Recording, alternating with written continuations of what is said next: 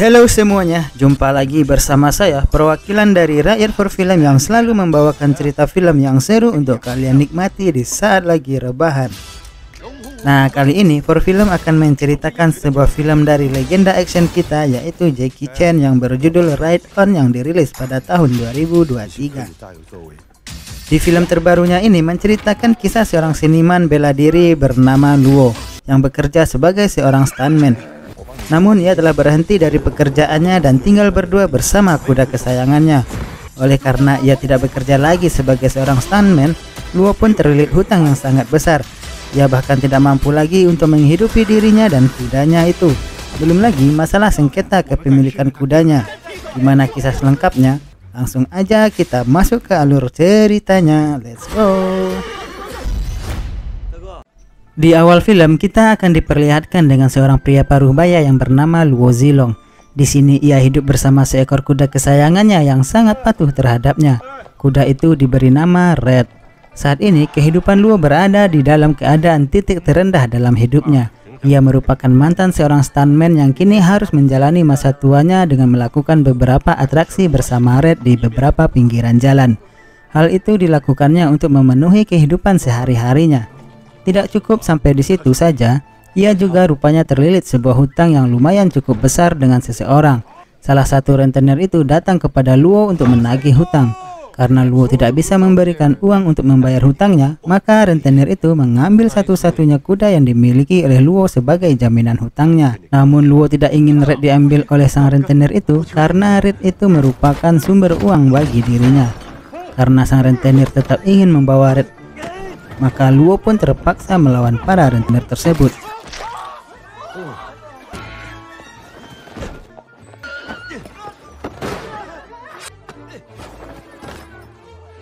Tidak lama kemudian Luo pun berhasil kabur dari para rentenir itu dan sampai di kediaman rumah tuanya.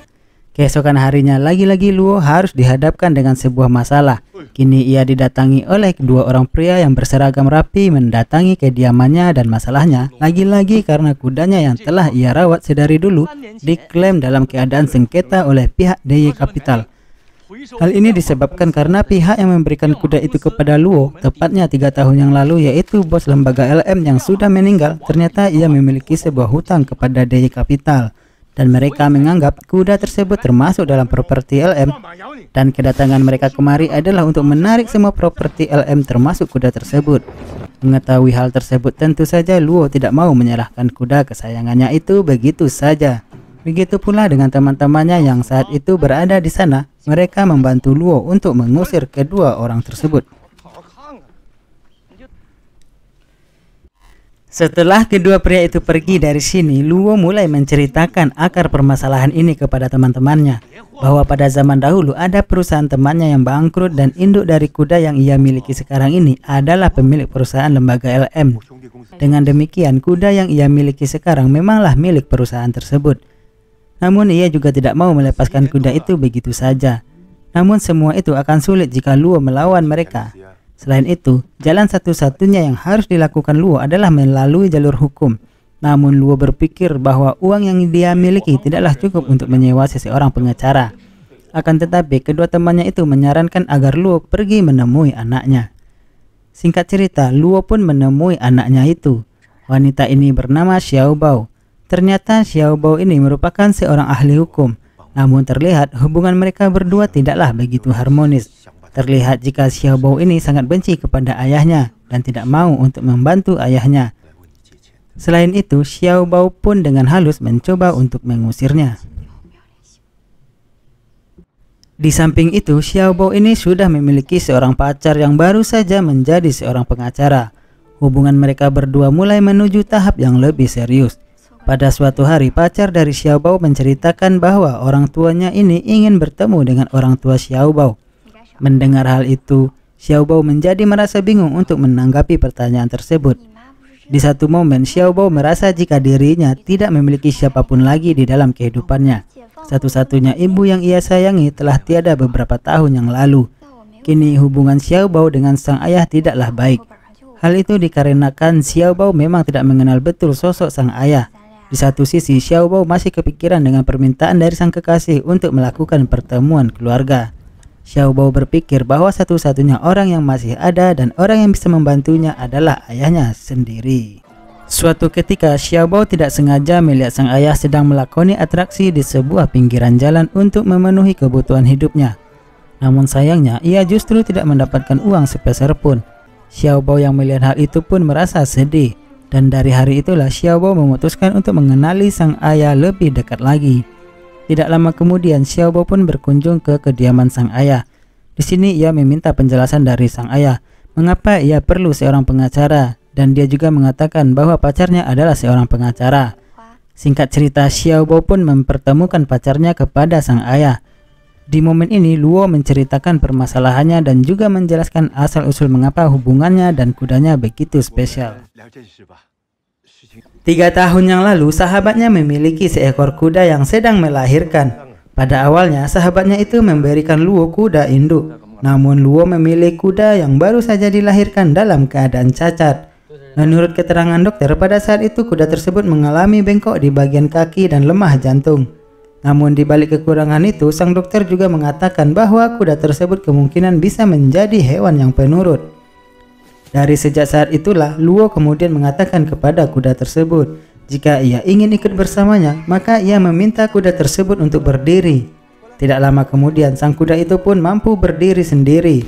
Di sanalah Luo terkesan dengannya. Luo kemudian memberinya nama, merawatnya dan melatihnya layaknya mengasihi seorang anak.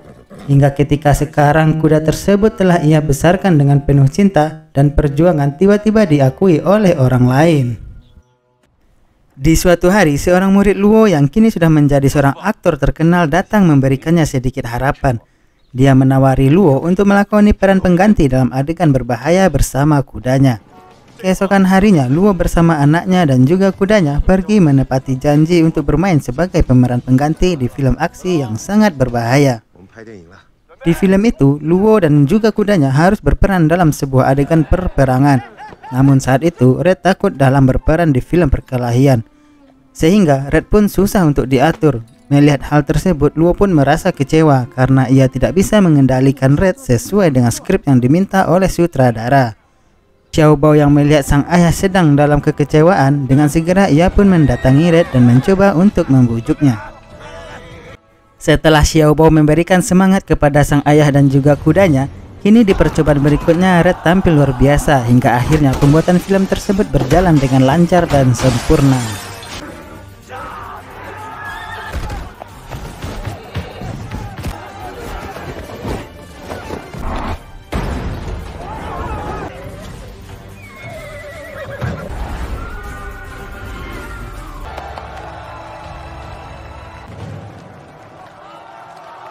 Setelah itu, Luo dan Red pun mulai menjadi populer untuk berperan sebagai pemeran pengganti dalam adegan film yang berbahaya.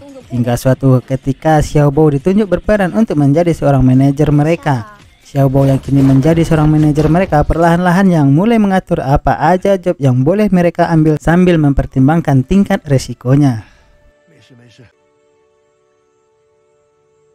Singkat cerita, beberapa job dikerjakan oleh mereka. Namun hingga suatu hari saat Luo dan Xiaobao sampai di rumahnya, mereka malah dihadang oleh 2 orang pria sebelumnya.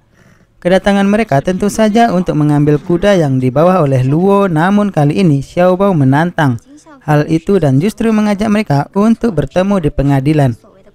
Singkat cerita, di persidangan pertama putusan hakim dimenangkan oleh pihak DI Capital untuk hak milik Red. Namun mereka masih menolak dan mengajukan banding. Di samping itu, Luo, Xiaobao dan juga Red masih terus bekerja dalam sebuah aksi yang berbahaya. Namun kali ini adegan yang mereka perankan lebih berbahaya lagi. Pihak produksi film menginginkan Red untuk melompat melewati sebuah jurang yang tinggi. Namun jarak ancang-ancang untuk lari kudanya tidak diperhitungkan oleh pihak produksi.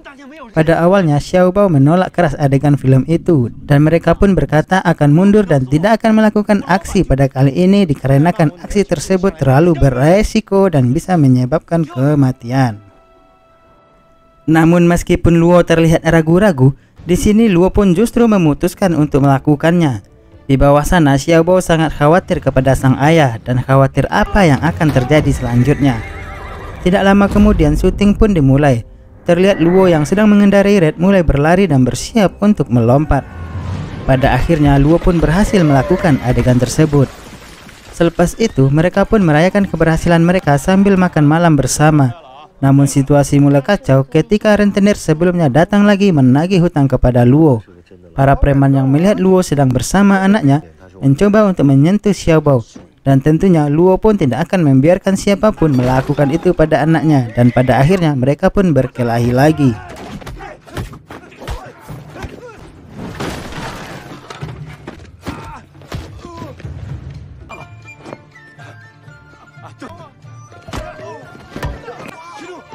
Tidak lama kemudian, Luo, Red dan juga Xiaobao kemudian kabur meninggalkan para preman itu. Sesampainya di rumah, Xiaobao pun akhirnya memeluk sang ayah dan mengatakan bahwa betapa bahagianya ia saat ini. Karena hari ini adalah kali pertamanya Xiaobao merasakan sosok pelindung hadir di dalam hidupnya.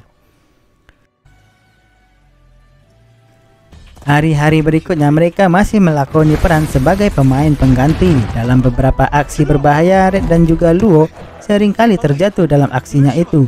Dari hal itulah kini Xiaobao pun menjadi khawatir akan pekerjaan ayahnya ini.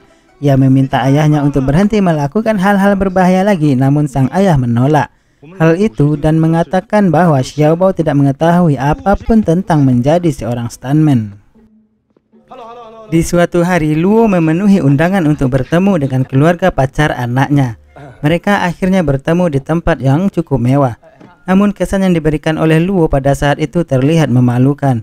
Hingga di suatu momen Xiaobao yang sudah tidak tahan lagi dengan tingkah ayahnya.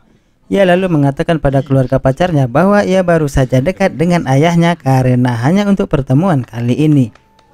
Dia juga mengatakan mungkin tingkah ayahnya terlihat memalukan dan Xiaobao mengatakan bagaimanapun dia adalah tetap ayahnya.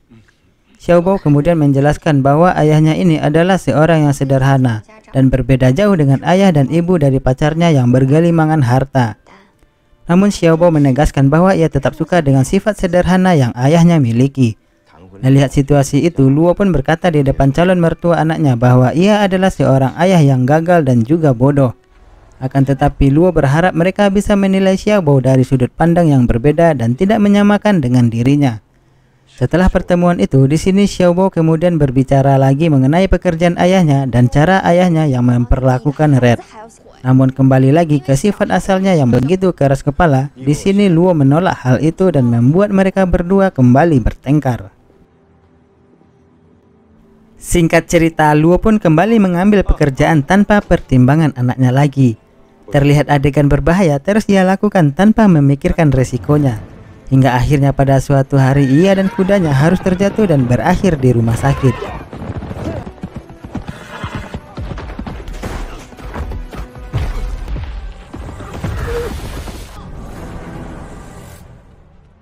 Xiaobao yang tahu bahwa sang ayah dibawa ke rumah sakit, dengan segera ia pun pergi ke rumah sang ayah untuk mengambil kartu identitas sang ayah.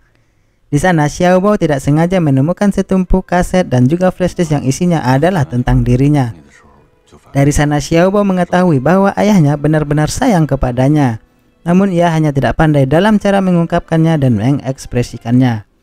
Saat di rumah sakit, Luo pun akhirnya bisa sadar kembali.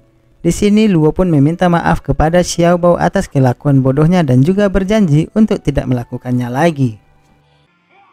Singkat cerita, pada suatu malam Xiaobao menonton sebuah cuplikan rekaman ketika sang ayah sedang memainkan peran yang sangat berbahaya.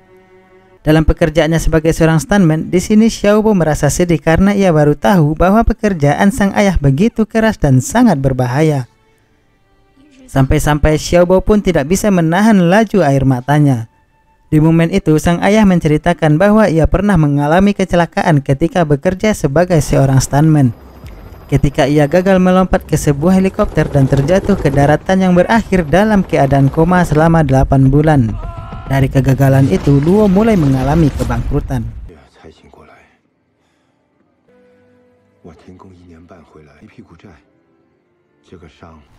Keesokan harinya, Luo kedatangan temannya dan menawari sebuah pekerjaan. Pada awalnya, Luo menolak karena ia sudah berjanji pada anaknya untuk tidak melakukan hal berbahaya lagi. Namun ia diiming-imingi bahwa kali ini ia mempunyai sebuah peran penting dan bukanlah sebagai seorang aktor pengganti.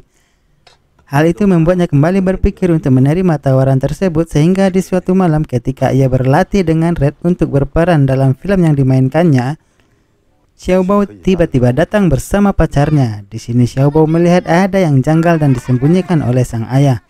Dari sini Xiaobao pun merasa kecewa ketika mengetahui bahwa ayahnya akan kembali bermain dalam sebuah film.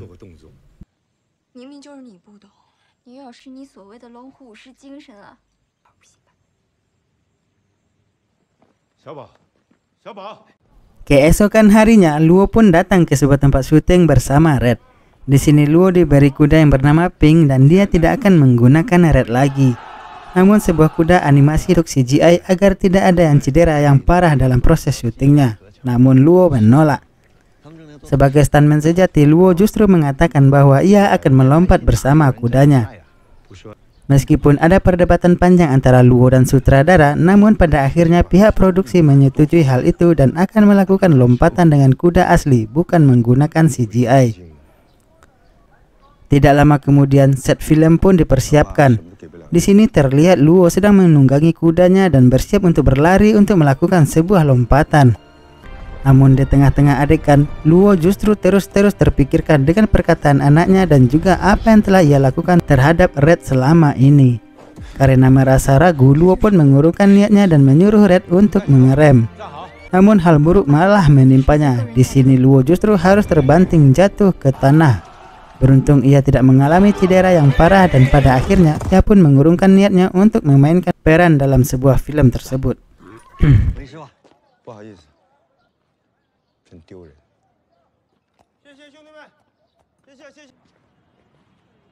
Setelah itu ia pun menemui anaknya dan menyesali perbuatannya.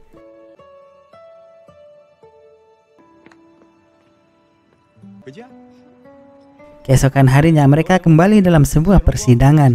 Namun bagaimanapun mereka harus kalah dalam persidangan itu. Di sini Luo pun mencabut gugatannya sehingga proses persidangan tersebut sudah dinyatakan dan dimenangkan oleh pihak DY Capital.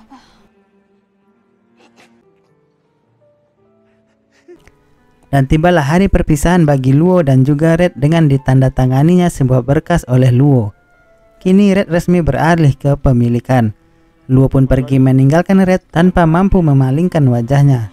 Akan tetapi setelah Luo pergi dan memasuki mobilnya dan melaju jauh dari tempat tersebut, terlihat Red ini sedang bersedih dan mencoba berontak untuk mengejar Luo sampai jatuh bangun berkali-kali.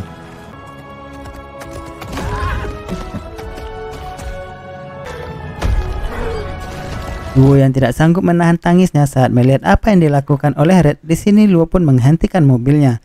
Kali ini ia pun mencoba untuk memarahinya dan meminta Red untuk berhenti mengikutinya. Hingga seketika Red pun mengundurkan langkah kakinya dan perpisahan itu pun membuat hati Luo hancur sehancur-hancurnya. Akan tetapi sulit bagi Luo untuk melupakan Red begitu saja. Xiaobao yang melihat ayahnya dalam keadaan sedih terus-menerus, ia pun pergi menemui bos DY Capital dan menceritakan betapa spesialnya hubungan sang ayah dengan juga Red. Keesokan harinya Red pun membangunkan Luo dari tidurnya. Luo yang melihat hal itu pun merasa mustahil dan tidak percaya, namun pada kenyataannya Red pun kembali pulang kepada sang tuannya.